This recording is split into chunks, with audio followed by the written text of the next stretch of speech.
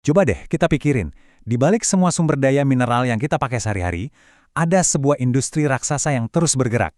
Industri ini ternyata berjalan di atas sistem-sistem yang nggak kelihatan, yang memastikan semuanya berjalan lancar, dan yang paling penting, aman. Coba lihat deh, ukuran mesin-mesin ini. Ini tuh monster-monster baja seberat ratusan ton, yang sanggup mindahin gunung, literally.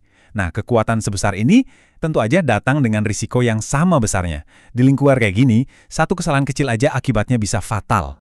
Jadi, pertanyaannya jadi gini. Di tengah-tengah medan yang berat, dikelilingi mesin raksasa dan potensi bahaya di mana-mana, gimana caranya hari kerja yang aman itu bisa ada? Gimana ribuan pekerja bisa pulang dengan selamat setiap harinya?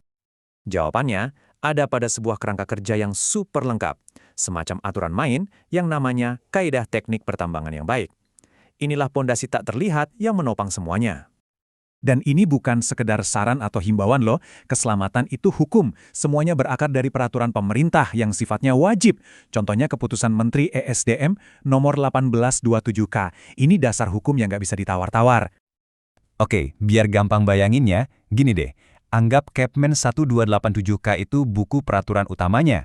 Isinya prinsip-prinsip besarnya. Nah, terus ada keputusan Dirjen 185, ini tuh kayak buku panduan teknisnya, manual super detail yang ngejelasin cara nerapin setiap aturan di lapangan. Keduanya ini kerja bareng jadi satu sistem yang kuat. Nah, yang menarik, semua aturan yang kelihatannya tebal dan rumit itu sebetulnya cuma berdiri di atas dua pilar utama yang sangat sederhana. Cuma dua pilar ini yang menopang seluruh konsep keselamatan di tambang. Pilar yang pertama itu KETRI, alias keselamatan dan kesehatan kerja.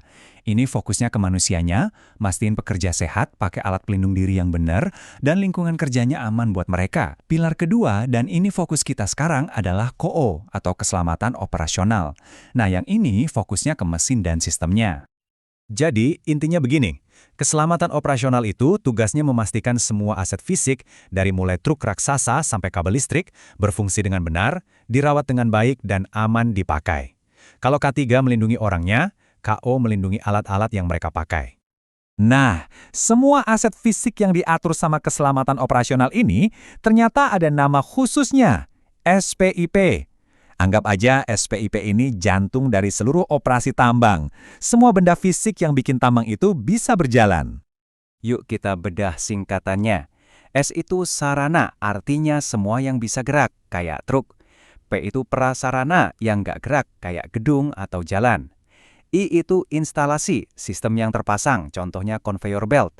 Dan P yang terakhir itu peralatan, ya alat-alat utamanya buat nambang.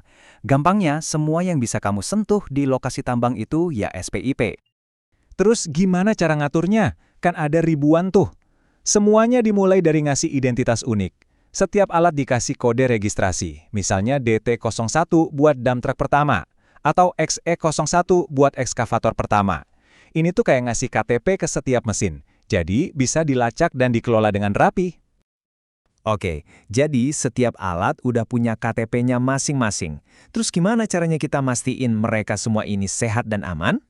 Jawabannya ada di sebuah siklus perawatan yang proaktif, yang terdiri dari 7 langkah sistematis. Siklusnya tuh rapi banget. Mulai dari bikin daftar semua alat, terus identifikasi perawatannya butuh apa aja, susun prosedurnya, rencanain jadwalnya, laksanain terus evaluasi hasilnya, dan terakhir, lakukan perbaikan terus-menerus. Ini siklus yang gak ada putusnya.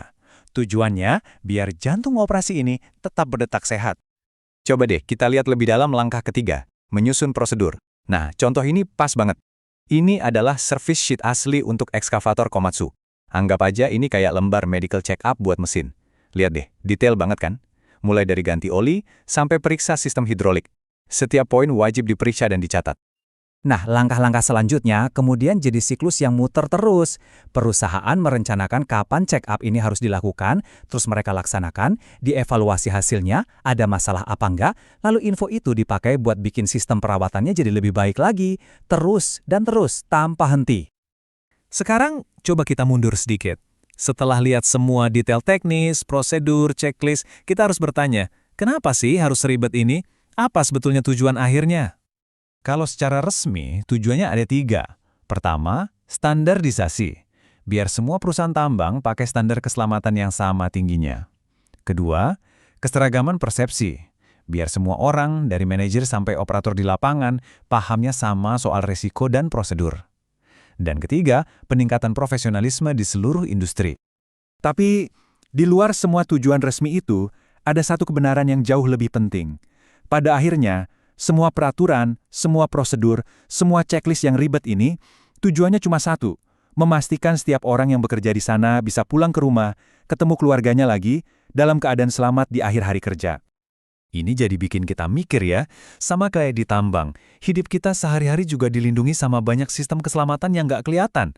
Mulai dari standar keamanan di mobil kita sampai aturan pembangunan gedung. Pertanyaannya, sistem keselamatan tak terlihat apalagi ya yang melindungi kamu setiap hari, yang mungkin selama ini nggak pernah kamu sayari.